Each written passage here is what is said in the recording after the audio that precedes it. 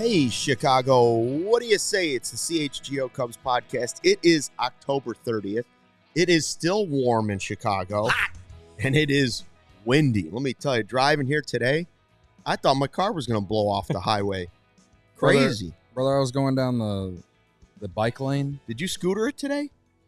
When was the last time I scootered? Well, I mean, electric bike. Yeah. Same yeah, thing. I electric Whatever. biked it here today. It's beautiful outside. I'll be honest. I don't know how you didn't blow over. my Well, first I was thought getting ready to tell that story. I was going down the bike lane through Lakeview, and I'm like, the wind almost blew me into a car. Yeah. Oh, wow. Windy. Very windy out there. Like, that's why they call it the Windy City. No, that's not. No, it isn't, but right. I know. I know. Well, Come you're a on. child. You know, you don't know a lot of things. So Right. sometimes not sure. All right. We do know that the Yankees are still alive in the World Series. Live to fight another day tonight. We're going to talk about the fan interference. No. Stop glorifying idiots. We're going to talk about the new White Sox manager who has some Cubs ties. Yeah. And we're also going to talk about what are the biggest questions facing your Chicago Cubs and Jed Hoyer this offseason. Let's start with the whole World Series thing. Ugh. If you want to say it is Wild Thought Wednesday, here's my Wild Thought Wednesday. Austin Capo Bianco and his friend John Peter should never be allowed in that stadium ever again. Season ticket holders, they should be pulled. And I'm not like, for people that are like, oh, they're fans, there's a difference between fan interference, which is totally okay in my opinion. Like, ooh, I reached over too far, and they have a rule for it because they know it's going to happen. Fans get overzealous. There's a difference between that and basically pulling Mookie Betts by the arm and lifting him up the wall. Like, what if Mookie Betts had injured his arm on that play? I don't think it's any different. Actually, I think it's worse than running on the field. It ought to be like an assault. Yeah. It ought to be a felony. 100%. Yeah. Definitely an assault. You didn't just take the ball out of his glove. You grabbed the guy's arm and pulled on it. You shouldn't be allowed in the ballpark again. You're a complete jackass. It was ridiculous. It was ridiculous, and like you can't touch players. You can't. I mean, seeing the fans that are like throwing stuff on the field, right? I mean, the Dodgers fans were throwing that. Was it a Profar they were throwing stuff at, or yes. they're throwing into the bullpen or whatever? It was Profar. But like even go to college football games, fans are throwing stuff on the field and stuff like that. That all sucks, and it's stupid, and like those fans should be thrown out as well. But then like that, like this is even you can't touch players, man. If you touch them by accident trying to get the ball, that's totally different. If it was like who was it, Verdugo running into the stands after making a catch, and fans like he just happened to jump into fans, like you can't avoid that. Obviously, Jeter leaps into the stands. Oh, I got to grab him and catch him, or maybe maybe I hold him back by the shirt just for a second. That's totally different than this. This was insane. I was not. Like I wasn't like glued to the TV, so I didn't see it in real time. And then seeing the replay of it afterwards, and I was like, you can't touch players, man. You can't touch players, and especially like you said, had Mookie Betts gotten hurt on this, like that in the first inning, that would have been unbelievable. Like I mean, I don't know what would have happened in that situation. Obviously, we don't know because it didn't happen. Thankfully, Mookie Betts didn't get hurt. He said he feels fine. Like afterward, it seemed like he'd kind of moved on past it and was just more worried about the loss. But yeah, it was ridiculous. And yeah, I just keep going back to you You can't touch players, man. You can't touch players, and that the whole reason you're there is to watch these two teams go at it in the World Series. That should be the story: is the Dodgers and the Yankees going at it, and now this guy has become the story for Jesse Rogers. Thanks, buddy. Good job, buddy. Now, I disagree with you, but I read the Jesse article. I didn't think it was glorifying him when he tweeted out that he's a beaut. I don't know if that's. I guess that's the way you interpret it. My mom would call someone that's a beaut a clown. Oh, what a beaut. That guy's a real beaut. Sure. Really? That's a term that an old person uses for. Well, that guy's a real beaut. Yeah, I don't. If that guy's a goofball or a clown or a dope. Yeah, I don't blame like Jesse for writing the story or for The Athletic. I read The Athletic story as well. It seemed like I didn't seem to be glorifying in the stories. Didn't seem to be glorifying him. It was like, maybe you could say it was glorifying him by just giving him an outlet to speak on in general, which I don't think he didn't talk in the Athletics one. I think his brother, they got in contact with his brother.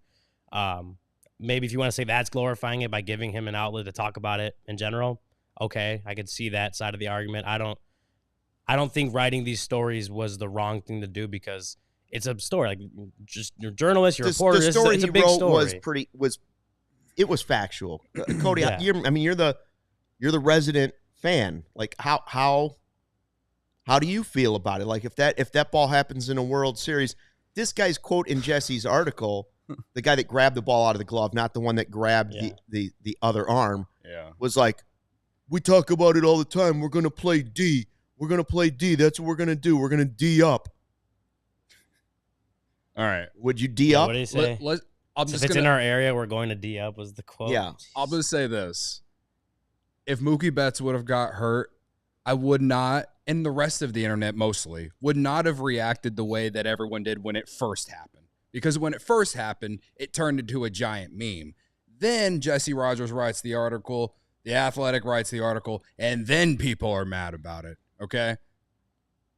Objectively, to me, the act of everything that happened was hilarious. I'm sorry. Like, is it right? No, I agree with you guys. It wasn't right. They shouldn't have done what they did. But objectively, I thought it was funny. I watched it on my television and laughed, okay? Because it was so ridiculous. It was so ridiculous. It was so ridiculous. It was so ridiculous. It was so on brand for a Yankees fan. I couldn't believe what I had just watched. I'm not saying that it's okay. I'm not saying that that me as a fan, I'm not encouraging that behavior at all. And again, if Mookie Betts would have got hurt, there would have been a complete different reaction. But to me, at the end of the day, he didn't get hurt, and so I thought it was funny. Yeah, I made a few memes out of it. Sue me. I don't really have as big a problem with taking the ball out of the glove. If you want to say something was funny, maybe that's borderline slapstick funny. The grabbing of the arm by the other player, like almost trying to hold him down while they get the ball back, I have a real problem with it. And if people want to go back, and we're still talking about it, baseball fans nationally, everybody wants to bring up the Bartman game. And whoa, should he have done it? Should he have done it? This wasn't Bartman at all. This is so much more egregious and so different than the Bartman thing. It's not even funny. If you want to say what if you're one of those crazy people that still believes what Steve Bartman did was wrong, I challenge you to go look at this and tell me how this isn't 100 times worse than what all Steve Bartman did was go to try and catch a foul ball. Yeah. That was on the edge. These two guys, quote unquote, assaulted a Major League Baseball player in a World Series game. Yeah. He caught the ball, and then as he came down, they tried to rip the ball out of the glove. That's nothing like what Steve Bartman did at all. Nothing like it. And you could see him like kind of like tiptoeing, like jumping up a little because he had his hand still over the wall, trying to get it back, and then the other guy grabs the other hand. It was. Again, I keep going back to like it was ridiculous. It was to the point where I'm like, you can't touch. That's my main point. Is like you can't touch players, man. If it happens where they jump into the stands and land on you, or you're trying to help them out, like whatever it is, fine. But this was just so like, how do you even think to like, I gotta do this? I gotta grab Mookie Betts' arm and get this ball out of his glove. Like, were you gonna fool the umpire into thinking he dropped the ball? I don't know. It was. What's funny it was is like it was over the line. It was over the line. You can't in that fashion. You can't touch players. It was. I think what adds to why it was bad to see. I think what adds to why I thought it was funny in the moment was because in real time, you see Mookie Betts' reaction first, but you don't see how it played out. Mm-hmm. And then they show the replay in like slow motion, and you see the fans' dumb reaction or dumb face, like trying to rip the ball out of the glove. And again, like in the moment, I thought it was hilarious because of how the broadcast showed it. I'm not here saying that it's okay that they're trying to rip the ball out of his glove or anything. And again, I definitely would not have reacted the way that I did if Mookie Betts had been grabbing his arm or wrist and was like, had to come out of the game or something like that. I would not have reacted that way if it was like that. But again, I'm not encouraging that behavior. I'm not saying that it's okay. I don't take anything that seriously. So I watched if anything, all it does is make Yankee fans continue to look like the clowns that they are. That's right. I watched it with my sister-in-law, who is a Yankees fan, born and raised on Long Island. Her dad and her brother will be going to the game tonight. Here's my side question to it. They had season tickets. They could have gone to the game last night. They chose not to go to the game because they didn't want to see them possibly get swept, but then they'll go to the game tonight because it wouldn't be bad if they lost 4-1. If you had tickets to a World Series game and the Cubs were in danger of being swept at Wrigley Field, would you go? I guess it's slightly different because they've gone to like 20 World Series games in their life. You know, like they have season tickets to the Yankees. There have been lots of World Series games. If the Cubs were in the World Series down 3-0, would you go to the game? Or would you be too afraid they'd be swept? Is someone paying for my ticket? You already have the ticket because it's your season ticket. You're a season ticket holder. Corey, you're Corey. Yeah, I'd go. Yeah. It's not like it's a World Series game. World Series games are being played at Wrigley Field on the reg. I agree. I guess it's a little bit different. Literally, you might have to wait a while for that one. Whenever they were in the World Series in 2016, I didn't live here. I had to drive up 2.5 hours, and I didn't even go to the game. I was just in the neighborhood. See, now this is the difference. This is what I'm telling you. Right now, if somebody gave me a ticket to an Arizona Fall League game, I would go. I've never been to that. I'd go. I'm just saying, you know what I mean? The weather's nice. Wouldn't you go? You went to some games this year where I was like, well, I'm not going to that game. Well, thankfully, all the Friday 120 games were pretty good. It wasn't a World Series game. I think you got to go to a World Series game no matter what. Regardless. Yeah. If you think they're going to get crushed and swept, I would still go to a World Series game. Yeah, 100%. Honestly, if somebody gave me a ticket to a World Series game and my team wasn't playing in it, there's no way I would pass up the ticket. Shane does make a point that you still have to pay for the ticket. Doesn't come with your original season ticket purchase, although still much less in the secondary market. But yeah, but if you can afford season tickets, you can afford that ticket. Yeah. Especially like where that guy was sitting. If you were sitting where that guy was sitting at Yankee Stadium, yes, for season tickets at Yankee Stadium, that's not a cheap season ticket to have. So the Yankees haven't confirmed. This guy just says he's being they were told when they were kicked out, and he said he knew he was getting kicked out because he patrols that wall, whatever. Such a like he's Jon Snow or something in Game of Thrones. He patrols the wall, the Great Wall. He claims he's being let back in. I mean, obviously they're going to show him all night tonight. That's another problem. Now you are going to glorify the guy tonight if he's let back in. You're like, there he is. Yeah, if he's let back in, yeah. There's Capobianco. Are you sure they're gonna do that? No, the Yankees have not said one way or another. I'm saying if he's there, I guarantee there are shots of him in the broadcast tonight. I don't know about that. Do you think Fox will be like, we better not show him? Based off social media reaction? Interesting. I don't think that. I think it would be Fox smart of them to not. I don't disagree with that. I mean, they don't show idiots running on the field. It's fair. This is an idiot in the stand. And the way I'm season ticket holder. The way that I'm thinking about it is like they know that they already gave that guy plenty of airtime because not only did they capture the moment with Mookie Betts, but when they got kicked out, they captured that too, and they captured them getting the high fives and all of that stuff too. I bet they show them. They got plenty of their 15 seconds of fame or whatever, 15 minutes of fame. All right, we're going to talk about the Cubs ties to the new White Sox manager in a second and what's ahead for the Cubs. But first, did you guys know that ComEd can help businesses save money by becoming more energy efficient? You know what, Luke? I actually did not know that ComEd did that. I know. There's a lot of stuff you didn't know, Ryan, but I'm going to tell you about it. The Energy Efficiency Program can help find up to 35% in energy savings. Well, so hold on. Like, what does a business have to do for that? Well, for business owners out there, all you have to do is sign up for a free facility assessment at comed.com/biz. If it's that easy and free, why aren't more businesses doing it? It's a good question. Maybe they just forgot the website.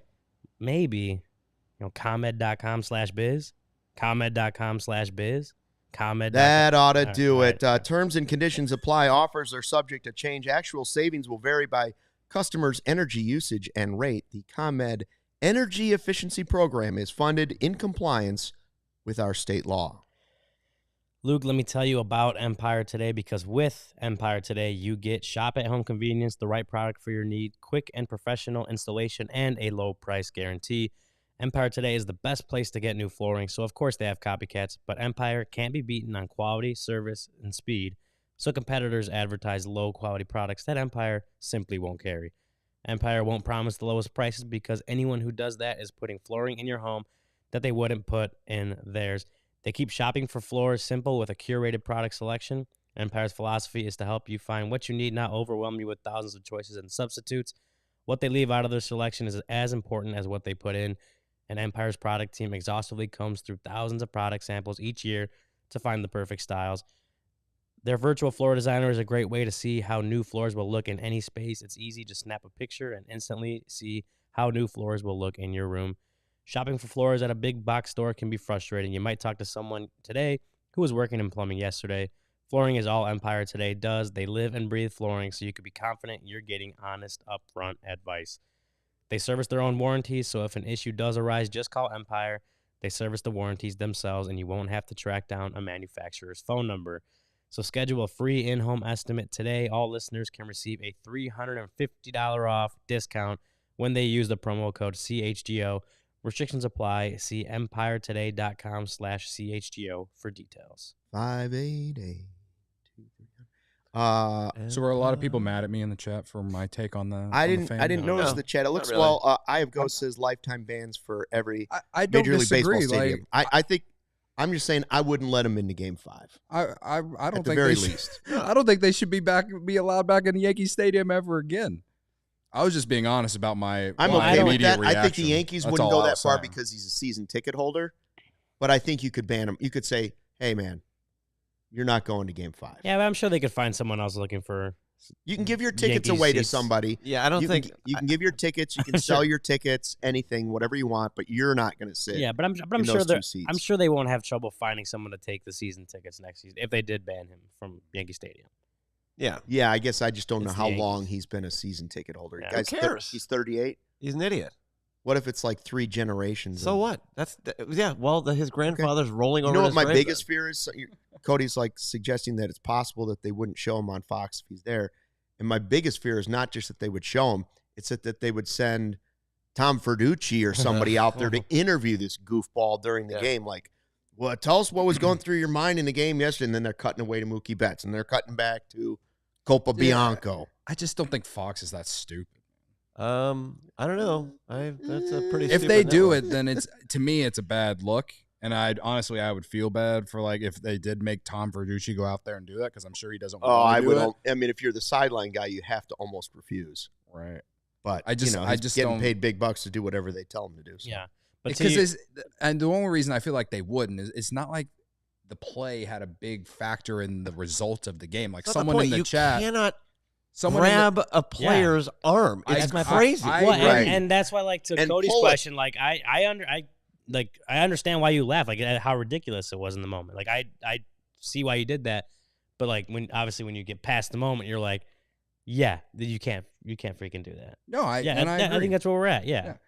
Someone in the chat related to Bartman said, scroll up a little bit. I don't remember. The what he question said. about would Bartman. they show Bartman again? Yeah, would they have shown Bartman again? And that means if he would have gone to Game 7 in 2003, that's something where I feel like, yes, they would have, because after Bartman happened, so many things developed and so many go into hiding, for God's sake. Yeah, like it was. Yeah, unfortunately, it's a complete different scenario. These guys, it happened in the first inning. It obviously was not a good look on their end, and they got kicked out of the game, and it had nothing to do with the results of the game. Not to say that the Bartman result had anything to do with the game.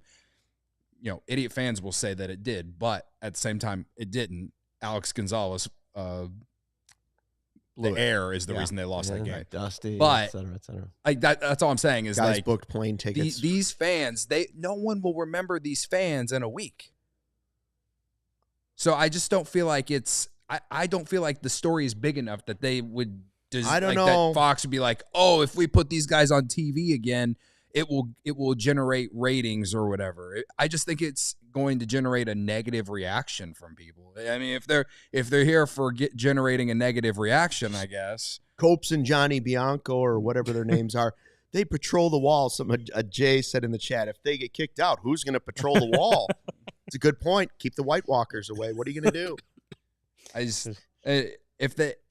If they show them on the broadcast tonight, I'll be surprised. Oh, that'd be so bad. And when I say negative reaction, I'm talking about a negative reaction to their network, not to the fans. I think it would be a bad look on Fox for doing it.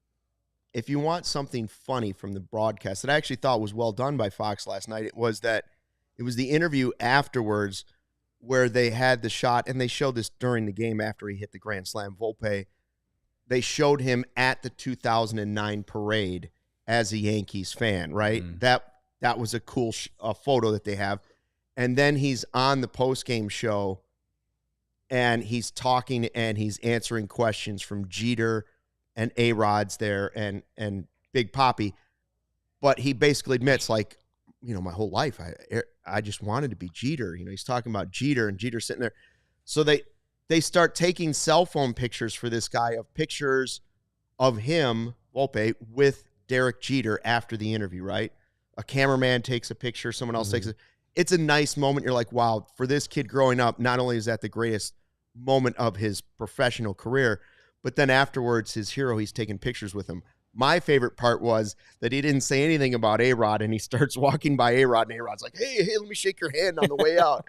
And I thought to myself, how much do you think that bothered A-Rod when he got back to his hotel last night? You know, he stared in the mirror. That the love was all Jeter, and it wasn't like, yeah, I watched. Based off everything we know about those two relationship now, I would guess it's still eating him alive. For sure. Which I loved.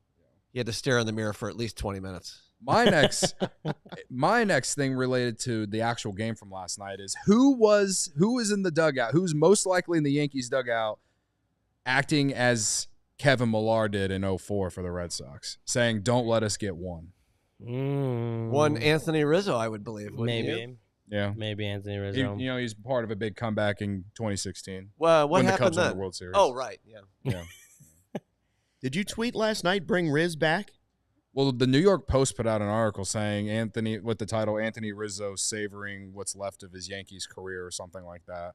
And I quote tweeted and was just like, bring my king home to be a left-handed bench bat or something like that. I'd be happy for him to come back in his career at the Cubs, be a bench guy. Like, I'm not saying he should come back and play every day. I don't think I honestly don't know what his market will be, considering he's been hurt the last couple years. Power's gone down. Still gives you good at bats, though.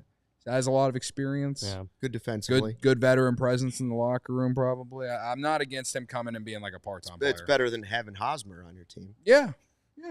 I do think we got to mention that Freddie Freeman's home run was the sixth straight World Series game that he's homered in. Unbelievable. Every game of this World Series and the last two before that he played in. I think they said he tied George Springer with 4 straight in a single World Series, but he's obviously done it in the first 4 games, so he could get his 5th, which would be the most in a single World Series if he homers again tonight.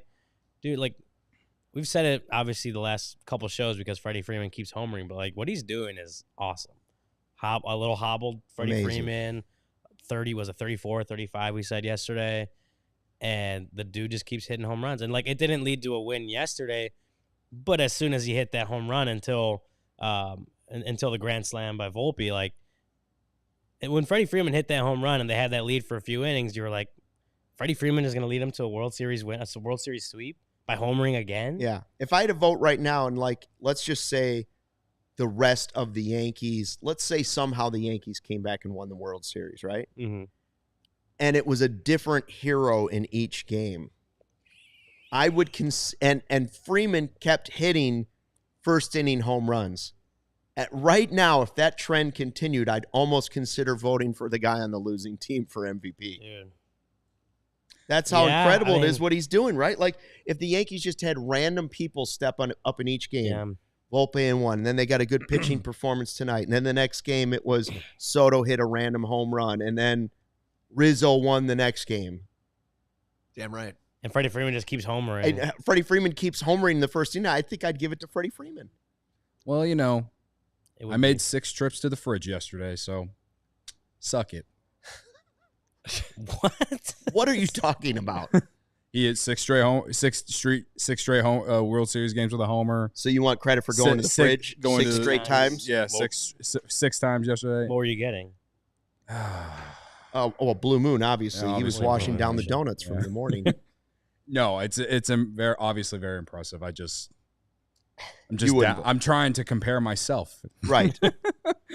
Which there are a lot of similarities. So today, you know, we'll try and get to 7 straight trips to the fridge. There you go. Will Venable, former Cub, now the White Sox manager, at least allegedly, reportedly about to be. It's the first time I've actually thought to myself in the last couple of years, hey, the White Sox made a smart move. He's highly thought of. I mean, this is a guy that Theo made his special assistant. If he gets the Theo check mark, all right, that's already a check mark. Now, Dale Swaim also got the check mark, and that's a different story. But he was the first base coach. He was third base coach. He worked with Joe Madden. He worked with Bochy, right? Was he? He was the first base coach for the Cubs, right? For first 2 and years, third. And then First and third. Yeah. So I knew he was from the Cubs organization. I think so. I think 18 and 19 he was first base, and then 20 he was third base. So 20 would have been when Ross took over. I believe that's who was the accurate. first base coach? Okay, if Hyde was the guy in 2016 and then went to bench coach the next year, is that right? Because Dave Martinez left. I think Hyde was going into 18. Did Venable replace Hyde at first base? Let me Maybe. Let me. I'm not sure. I can't remember who the Cubs' first base coach was. So Venable was in first 2017. Base. Venable was Glenn first Allen base coach. I don't know. That's my only guess. In 2018-19 was Venable, and then he moved to third base in 2020. So that would have been Ross's first season. Let's go, Brandon Hyde. Yeah, they moved around a lot back then. So I'm like, oh yeah, it was like mixing and matching. If you're not the hitting coach, you were making your way. The best thing I can say about him as a third base coach is we don't have a nickname for him. We don't have Wave 'em Home Willie or Wave 'em Home Wendell. Yeah, it looks like Brandon. He was a third base coach that I don't remember being a third base coach that much. Looks like Brandon That's good. Hyde. Probably good, yeah. Moved to first base coach when Joe Madden came on board, so going into 15. And then during the 17-18 offseason, Hyde rejected an offer by the Mets and got promoted to bench coach. Bench the coach. Cubs. So then it was Venable. So 18 was Venable. Yeah, he was first base coach. 17 would have been Hyde, I believe. Was still Hyde again. And then the next season is when he got promoted. Okay. Oh, he was the special I don't know assistant. the reasoning, but I think it's a good hire for the White Sox based off the fact that he's younger. And their team wasn't in their organization. He wasn't in their organization. Yeah. I think it's a good hire for them. He's not Tony La Russa. But it's very I think what's interesting is the fact that he wanted the job. Like, why would you want that job? Who wouldn't? Why? I would take that job. You could lose 100 games and still be considered like a massive improvement over the guy that did it the last year. Considering the other jobs that are out there, though. Oh, yeah. But, I mean, he should be fairly safe for a couple years. He could literally have a 100-loss team and be 21 games better than he was this year. Sure. I produced the emergency low bar. pod we did last night at midnight last night. Emergency pod. Yeah. Shout out to the Sox someone in the guys. chat joked that if they lose 100 games, it would be a 21-game improvement on last year. I mean, that's a pretty good jump. Yeah. And also, as Vinny said, there's only 30 of these jobs in the league. So Everyone's a good even job, though it's the worst possible job in the world. Yeah. There's only 30 of them, so maybe it's a jumping off. There's only one way for him to go. That is, unless they trade Crochet and lose 122. Anyways, we're going to get to the Cubs problems here coming up in a second. But first, our friends at Shady Rays have you covered with premium polarized shades that won't break the bank. Shady Rays is an independent sunglasses company offering a world-class product rated 5 stars by more than 300,000 people. Their shades have durable frames, crystal clear optics, making them the perfect choice for all outdoor ventures. They have hundreds of options to choose from, so you're bound to find the perfect pair to match your style. They probably have one in your team's favorite colors. They do. You can get them in Cubby Blue. I wear my Shady Rays golfing so I can find the ball in the rough easier. I wear them fishing so I can see deeper into the clear water. I wear them every day because they're a key ingredient to my epic daily vibe. Plus, if your shades ever go missing or take an unexpected hit, don't sweat it. They have the most insane protection in all of eyewear. Every pair is backed by lost and broken replacements, like when Ryan dropped them in the Guadalupe River. If you don't ever lose your shades, exchange... Wait, is that how you hurt your hip? Trying to fish them out of the Guadalupe River, and the current was getting them, and then the water moccasins. It's terrible. It's very dangerous. Barb. If you don't love your shades, exchange them for a new pair or return worry-free within 30 days. There's no risk when you shop. Their team always has your back with personal and fast support. So, exclusively for our listeners, Shady Rays is giving out their best deal of the season. Head to shadyrays.com and use the code CHGO. Again, the code CHGO for 35% off those polarized sunglasses. Try for yourself the shades rated 5 stars by more than 300,000 people. Guys, let me tell you, this past weekend, Blue Chew saved the day, all right? They say first impressions are important. What about lasting impressions? That's where Blue Chew comes in, fellas, all right? Blue Chew helps boost your confidence in the bedroom so you can stay hard and perform at your very best. It's an online service that delivers the same active ingredients as Viagra, Cialis, and others, but at a fraction of the cost and in a chewable form. The process is simple. Sign up at bluechew.com, consult with one of their licensed medical providers, and once you're approved, you'll receive your prescription within days. Blue Chew tablets are made in the U.S. and prepared and shipped directly to your door, Luke. All right, Ryan, we're all fair here. The best part, it's all done online. It's the best part. Quite literally, the best Don't leave part. Law out on this. Yeah. Sorry, Law. Thank you. He's got the blue Law. shirt on. Sorry. Yeah. It's all done online, which means no visits to the doctor's office, no awkward conversations, and no waiting in line at the pharmacy. You can take them anytime, day or night, so you can plan ahead or be ready whenever an opportunity arises. They say there's nothing sexier than confidence, and Blue Chew can help give you confidence where it counts. And we've got a special deal for the listeners. Try Blue Chew free when you use our promo code ALLCITY at checkout. Just pay $5 shipping. Again, that promo code is ALLCITY at checkout. That's bluechew.com, promo code ALLCITY to receive your first month free. Visit bluechew.com for more details and important safety information. And we thank Blue Chew for sponsoring the podcast. A whole month of chew it and do it with the cold weather on the way. Wow. That's a good idea. Brother. Got to stay warm in the wintertime. I had to make that as good as I possibly could, considering I had no idea I was going to read that ad until whenever you said we were doing the first ad. And I was like, oh, that's my ad? There it is. You got to kill it here. Preparation right there. That is preparation right there. Yeah. Planning ahead. But with Blue Chew, Cody is always prepared for anything. Yes. Absolutely. When opportunity arises, if you will. Yeah. All right. So the question is that we were asking near the top of the podcast, what are the biggest questions facing Jed Hoyer and the Cubs this offseason? The offseason could start for everybody officially tonight, right? World Series could end tonight again. If the Dodgers do win 4-1 and the Cubs should already be having these conversations for the last month, what are the biggest questions that face them? Here's an exercise I would like to try. Before we get into, there are obviously multiple things that should be addressed this offseason.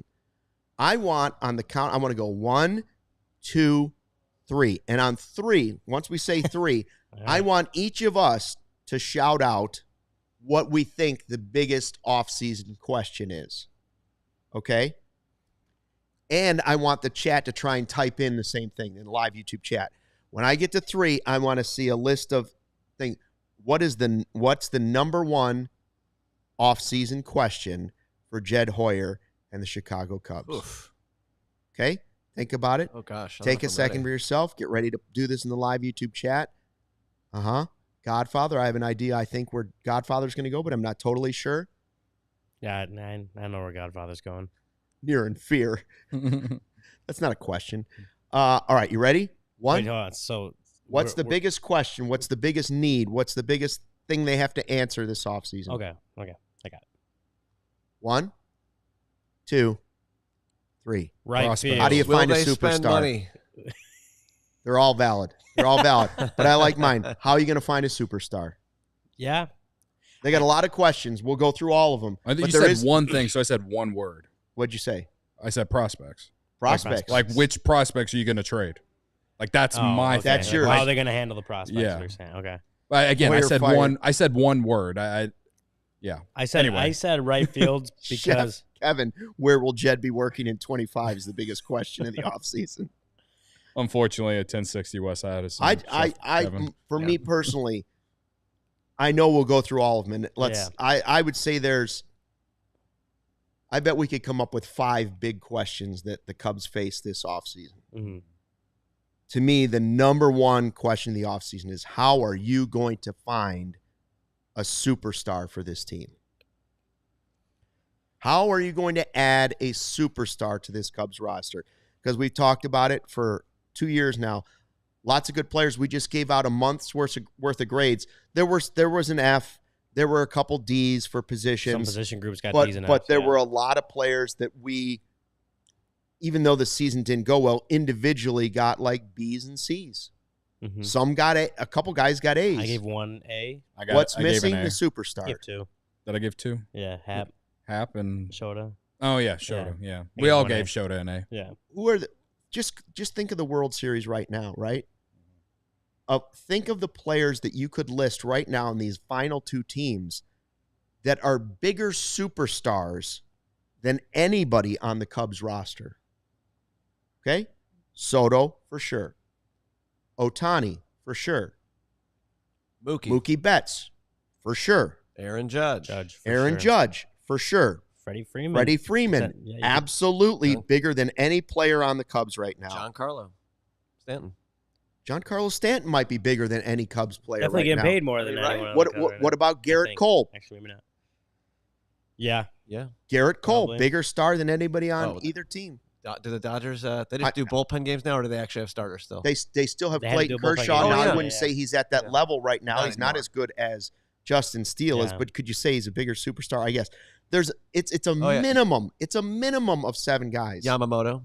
Yeah. Yamamoto is probably bigger than anybody that's on. I mean, contract-wise, you can say he absolutely is. Is Will Smith? Do you think he's? Rodon's got does Rodon have a bigger contract than anybody on the Cubs? He got paid a lot of money. Listen, it's not less than 8. Seriously, yeah. There's not less than 8 players in the World Series right now that are bigger stars or superstars than anybody on the Cubs. If you want to actually compete for a World Series in the near future, that can't be the case. That number's got to be cut greatly down. Yeah, and that's when we go back to the stuff that Jed said at the presser earlier in the month. Like he did, I think at the time, was making the point about players needing to outperform projections, which is fair. Yeah. It's a fair point, and that needs to happen. Like you see that with the Yankees and Dodgers, it's like they have other guys, the more marginal players on the roster that are doing really well too, even just throughout the season. That is how you have special seasons, is by those guys that aren't necessarily your stars also having good seasons, also having outperforming projections, having special seasons. But on the other hand of that is you do need the stars because, as we've talked about, like the stars are the ones that give you a floor, a high floor, a more certainty, because they do it a lot. Like a Juan Soto, when you ask what's the easiest way to get a star, like going out and signing Juan Soto probably is. Like I won't necessarily say it's easier than developing one. I won't necessarily say it's easy because it's easier than a lot of other ways. Yeah, developing one's hard, trading for one's hard. When it's just money, that's on the easier end of the spectrum. Obviously, you got very deep pocket teams like the Yankees and the Mets who are going to be after him, and if the Dodgers end up making their run at him, like that's another team they'd have to compete with. So I won't say it's necessarily easy, but for that, like it's just money. And if I understand hesitancy to like, you're not necessarily mortgaging your future, but to just put all your eggs in one player's basket by giving him whatever like that AAV would be or whatever the contract would be. Like I understand the hesitancy, especially if you're talking like 12 plus year contracts, right?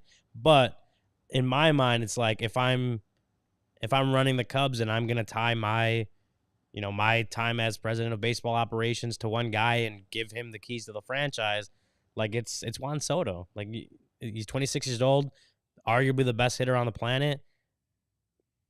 For me, that's someone that you, just like Shohei Ohtani, someone you would have given that contract for. Soto's another guy that whatever the contract ends up being, I would, if I'm president of baseball operations, like, yeah, I'd probably want to tie my future of my job and put my job on the line for a guy like that. I don't know. I mean, that's definitely planting your flag in the ground as opposed to like we signed Juan Soto. Like he is going to be our best player, our star player, superstar player for the next 10 years or whatever it is. Well, right? I mean, it's dangerous, but guys are also tradable for everybody. I think it was Becky said, Judge is terrible, and my sister-in-law's been saying it too. Like when is he going to get a big hit? He has hit 2 postseason home runs. He did have a hit last night. He did have an RBI last night. Let me just say this right now, and I said it to my sister-in-law, the Yankees fan.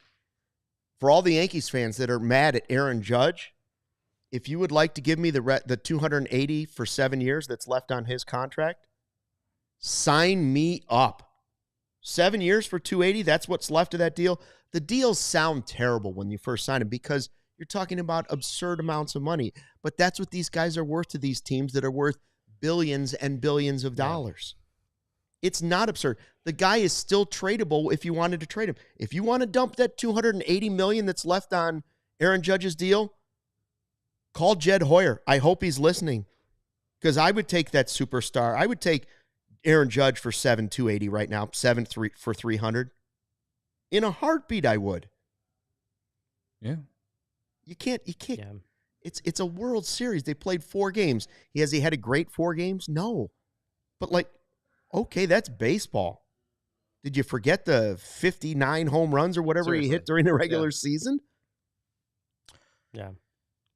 What's the biggest question, Cody? What's the biggest question facing the Cubs? You said prospects? I said prospects because I'm realistic. Like, they ain't going to sign Juan Soto. They ain't, like, Aaron Judge ain't getting traded, Luke.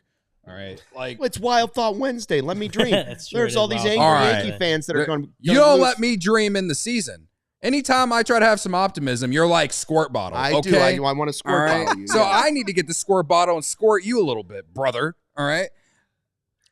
The only way the Cubs are going to get a superstar like Luke wants is if they trade a slew of prospects to go get a guy that I hope that I'm not even thinking about. We've talked about Vladimir Guerrero Jr. We've been trying to manifest it since October of last year, and if it does happen, everyone will have to give us all the credit in the world because we brought up the conversation first. But if it's not him, then I don't know who it is. All I know is that you're going to have to trade some of your prospects because, A, you got 8 top 100 of them, and they're not all going to be able to play for the Cubs. You have to be correct about which ones you move, absolutely. But to me, that's the most realistic path of getting like that guy that puts you over the top, the guy that in turn, adds to the already nice young nucleus that you have. They absolutely need someone like that. And then if PCA turns into that 6-WAR player, you might have 2 stars on your hand, right? Which is also necessary. Right. So all I'm saying is they, like, my biggest question is, who are the prospects they don't believe in the most? I'm never going to learn that answer. But if they trade some of the prospects, then we'll see that they don't believe in those guys as much as they believe in whoever else. I saw, I guess they're not necessarily you guys as friends, but they had me on their show back when the CJ Abrams stuff happened the other, at the end of the year, back in September. Mm-hmm. They had me on the show to talk about that. But the guys at the 108, It's a White Sox podcast, but okay, whatever. They had me on there. Yeah. But he said he would rather watch the White Sox than the Cubs this year. I see why that's when I gave him the water bottle. That was the first squirt of the season. They made history, brother. Okay. That's why he went on the White Sox podcast. They were historic. Yes, they were. The reason I bring that up is because they posted. They talked about on their recent show, and the only reason I know this is because they posted a video. They talked about trading one of their top pitching prospects for Matt Shaw. I don't necessarily agree, or I didn't necessarily agree with it or whatever, but like, how do the Cubs feel about Matt Shaw? I think the Cubs are high on Matt Shaw. I think the Cubs want to implement Matt Shaw into next year's plans. That's what I think. I don't know, but like that, they have James Triantos. If you already have Matt Shaw and you're high on him, and you're, Nico Horner, who knows what they're going to do with him?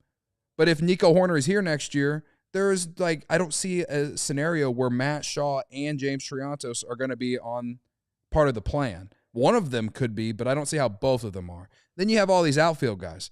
Kevin Alcantara, we got a little bit of a taste because Seiya got hurt, right? He's already on the 40-man. Owen Casey, they got to put him on the 40-man this offseason.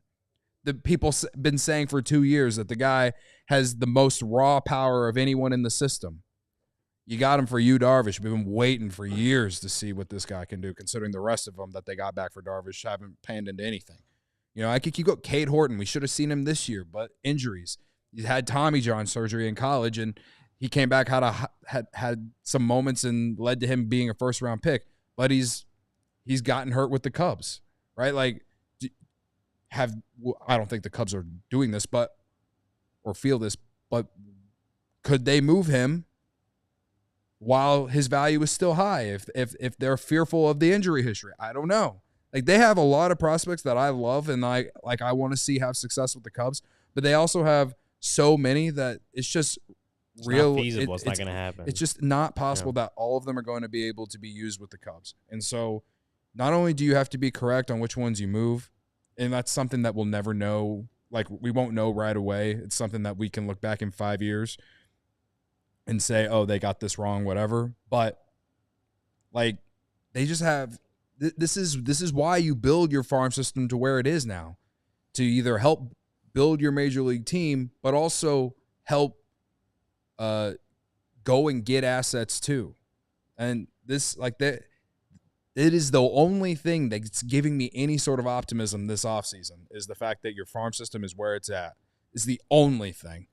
Well, they have the prospect capital to make moves and trade and still not feel like they've gutted the system. They've done a good job of developing the farm system. Mine is kind of jumping off Luke's point about the star, because I said, like, who's playing right field for you next year is a big question, and that may be answered in 5 days after the World Series, right? Because Bellinger's decision is huge for that. Because if he opts back in, you're penciling him in as your right fielder, unless injuries happen. Unless, like I've said, he opts in and you trade him. You could do that, yeah. Obviously, that would work as well. But Bellinger's decision is going to make them have to make a move if he opts back in. Obviously, him opting out, you open up roster flexibility, obviously, with just right field. You obviously open up a lot of financial flexibility, but then you have to think about, okay, so if Cody Bellinger opts out, it's not a worst case scenario to get him back, right? If he's back with the Cubs, even if he just opts back into his next year of this deal, not a worst case scenario for the Cubs. He's a good left-handed bat, has his ceiling is he's a big slugger. He has the defensive versatility. Like, that's a guy that you wouldn't hate to have back. I do think the Cubs would prefer to have the flexibility because they could always bring him back in free agency. But if he's gone, right, then you have to think about who's out there. What right fielders could you bring? Is it Juan Soto? We've kind of agreed that it's probably not Juan Soto, right?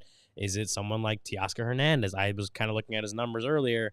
Like, as far as we're talking about adding slugging and stuff back into the lineup, his slugging percentage, his isolated power, basically every year he is well above league average when it comes to isolated power and slugging. He does pretty well as far as hitting extra base hits, slugging, all that kind of stuff. So I think he hit 31 home runs this year for the Dodgers too. He played left field for the Dodgers, but he's played a lot of right field in the major league level, and actually as a right fielder with the Dodgers this year, I think it was like he had 5 defensive run save or something like that. Like it seems like he grades out better as a right fielder than a left fielder, so maybe he fits in there. Anthony Santander is someone that other people have thrown out there would add power and slug to the lineup as well.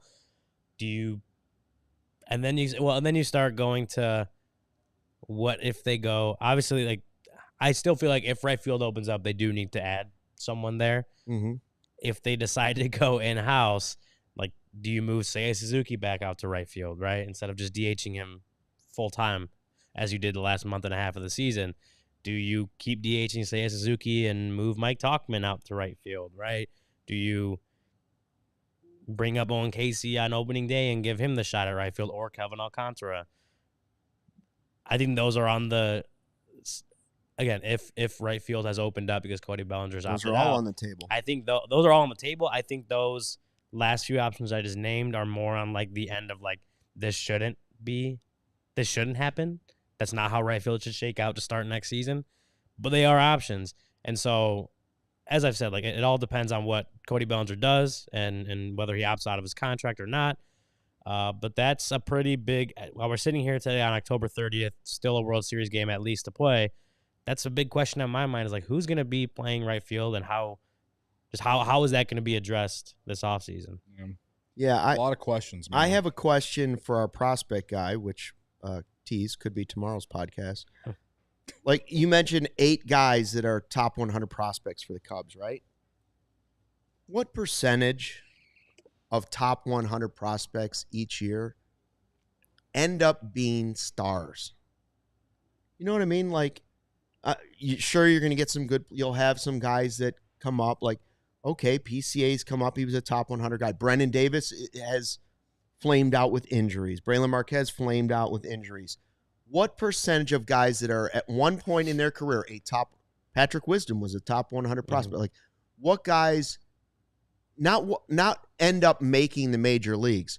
What guys end up in all-star games? What guys end up being franchise players out of top 100 prospects? So we say 8, and that's why I agree with Cody.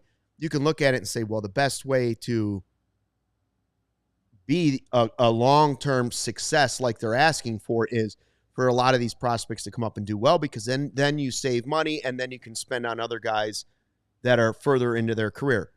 Great. But I would always rather give up prospects for a proven commodity. I would rather know about a guy that is already a star in Major League Baseball than a guy that could be a Major League Baseball player or could be a star. I don't know what the percentage is, but I'm curious if a baseball person could tell me what percentage of top 100 prospects actually end up being stars. Yeah. Just for the sake of answering the question in some ways. For the last couple of years. I just searched the 2020 top 100 MLB prospects list on Pipeline. Perfect. That came out February of 2020. So February 2020 on this list. All right. Going on 5 years. Number 1, Wander Franco, which Okay. He star for the wrong reasons. Yeah. Definitely not part of baseball anymore. Number 1 was Wander Franco. Scumbag. Number 2 is Gavin Lux, who he had a major injury, but before that, I think he was on path to be what the Dodgers won. He still could be. Number 3 is Luis Robert. Number 4 is Adley Rutschman. Okay. So Number 5 is Mackenzie Gore. Number 6 was Joe Adell. Number 7 was Casey Mize, who's had injury problems. Number 8, Nate Pearson. Wow. There's one right there. Yep. Number 9 is Royce Lewis, who's a stud for the Twins. Yeah. And then Grand Slams. And then number 10 is Bobby Witt Jr. I've heard of him. And there's other names. And he was number 10. That's how inexact the science is. I can keep going. Like Julio Rodriguez is number 18 on this list. Riley Green, number 31. Sean Murphy, number 33. Grayson Rodriguez, number 36. Mitch Keller, number 39. Logan Gilbert, number 38. Nick Not all Mazzarol was superstars. number 40. The way Cody's going, I would say I'd almost guarantee the number is less than 25%. Become stars in Major League Baseball. I would Tariq think less Skubal, than number a quarter of 46. them, right? A fraction. Like if you have a top 100 list and 25 of those guys become like everyday players or superstars, I'd be. If you're because saying we're not talking about the Cubs trying to find good players. They have some good players. Yeah. If you're saying all stars, I'm talking about franchise players. I'm talking about franchise players. Yeah, that's like a frac. I think you'd be lucky to find 10%, like, 1 or 2. I would think even less than that. I think 1 or 2. 5%. I think 5%. That's a crazy class of. That's 5 why of the what top Cody's 100. saying about what you do with prospects, you have to start using some of them as trade pieces. You have to. There are some names here, like as you go down, that have turned into stars, in my opinion, like Tariq Skubal. Yeah, sure. Don't pick the wrong guys. Right. Yeah, that's likely to happen sometime too. But O'Neal Cruz still has a high ceiling, I think. Yeah, but as somebody you also got to think. You also got to think about like these top 100 lists aren't complete new 100 players every year. Like a lot of these players stay on the same list. Sure. So it's not like I think looking at one individual list doesn't give you the full thing because there are obviously a lot more. Like those guys stay on the top 100 list for the sake of this exercise. Yeah, I get that. For sake of this exercise, it's also like saying, okay, so Michael Bush was on that list. Yeah. And you have 8 of these guys. If 4 of them turn out to be Michael Bush, you're probably very happy, but you still wouldn't have a superstar player. Yeah. What's funny, that still wouldn't be your path to a superstar. I'd rather have 1 Vlad Jr. than 4 Michael Bushes. I think the funniest thing about this list that I searched is the fact that Nick Madrigal is ranked higher than Nico Horner. There you go.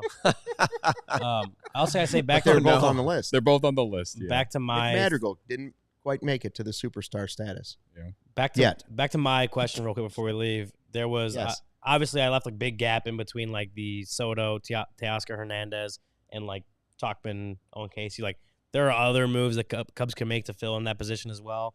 And then if they were to move, say, a Suzuki over to right field, that doesn't eliminate, like they could still go out and get a different bat that's not necessarily a right fielder, like a Pete Alonso if that's who you want, right? They could move him in at DH or however they do that.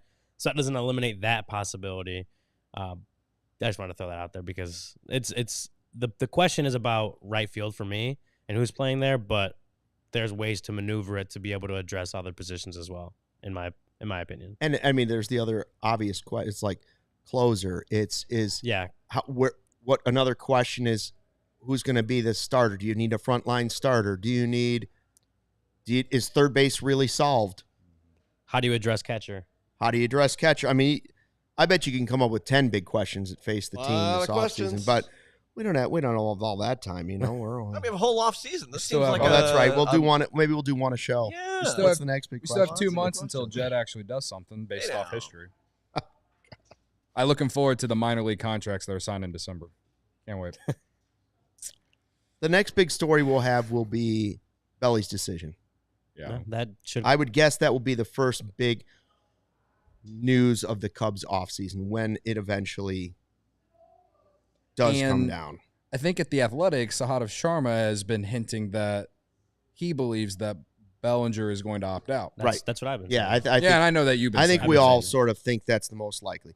All right, that's going to do it for the TV side today. Thanks to everybody that's checking out the CHGO Cubs podcast. Remember, though, this is the perfect time to get that holiday gift. Get a head start on this. Right now, we have a limited time offer for our best deal ever on being a CHGO diehard. $48. Woo! $48. It gets you the one-time free shirt. So basically, you're paying nothing for the diehard membership and you're buying a shirt. Yeah. And then you're getting all of the access to Ryan's stuff, the diehard card, all the discounts and benefits that come along with being in the diehard program, which are many and fruitful, I might add. Yeah, many and fruitful. $48. What a gift that is. You know, you're looking for one of those, you're at work and you don't know what to give somebody, but you know they're a sports fan. You're like, do I just get them a bottle of wine? Do I bring another? Or you go to somebody's house for a holiday party. You're like, what can I bring? Hand them the diehard card and watch their eyes light up like it's Christmas morning and you're a 10-year-old kid. There you go. Or Hanukkah or whatever, you know. Yeah, whatever you celebrate. Whatever floats your boat. Anyways, thanks for checking us out. We appreciate that. Make sure you check out that diehard program. Hit the like button on the way out. We would also greatly appreciate that. Thanks to everybody in the live YouTube chat. Saw Gary jumped in today. Welcome back, Gary. Good to see you. Yeah, Welcome. Lots of good comments today, and hopefully more good comments tomorrow at 11:30. Until then, thanks for watching, and a fly the W. We all silly like the mayor.